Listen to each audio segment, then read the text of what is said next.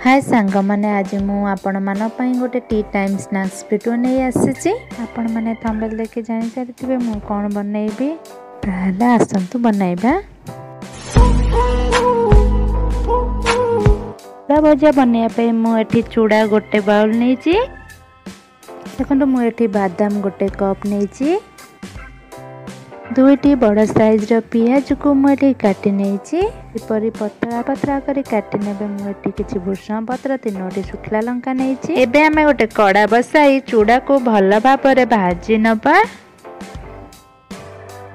Gas रा flame को लो करी आमे चूड़ा भाजीबा। चूड़ा को भल भाव भाजा जेपर्यंत चूड़ार कंचा बास्ना न जाए से पर्यंत आमे चूड़ा को भाजीबा।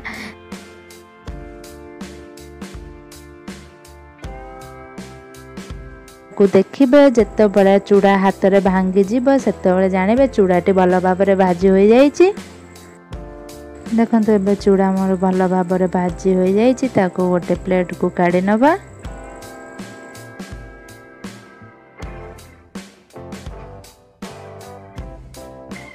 एबे हमें बादाम को भल भाव भाजी नबा।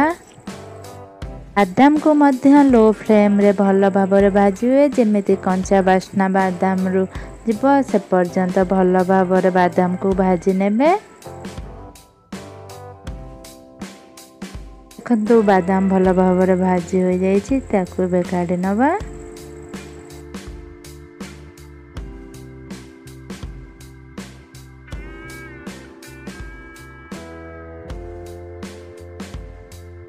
तो मुझे गोटे कड़ा बसाई से 5 ରୁ 6 चामच तेल देली।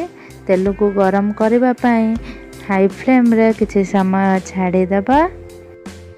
देखंतु एबे हमर तेल भल भाव गरम हो जाइछि से आमे सुखिला लंका भृषंग पत्र पकाई भल भाव भाजी नबा। देखंतु एबे हमर भृषंग पत्र सुखिला लंका भल भाव भाजी हो जाइछि। एबे आमे काटी रखिता पियाज को पकाई भल भाव भाजीबा। लो फ्लेम रे भाजीबे जे पर्यंत पियाज नाली न होइछि से पर्यंत।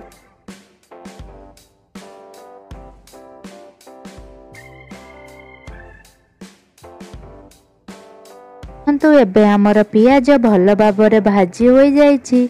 आमे सेथिरे एबे भाजी रखिथिबा चूड़ा को पकाई भल भाव गोळाई नबा। तो चूड़ा को मु पियाज सहित भल भाव गोळाई नेछि। एबे आमे भाजी रखिथिबा बादाम को पकाई चूड़ा सह बादाम भृषंग पत्र पियाज को भल भाव मिसला पर्यंत गोळाइबा। हमें एबे स्वाद अनुसार लूण पकाइबा। एबे हमें पुणी भल भाव गोळाई नबा।